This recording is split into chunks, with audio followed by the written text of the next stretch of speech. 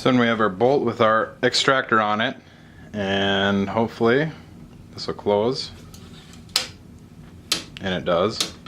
Goes all the way down into battery, so that's good.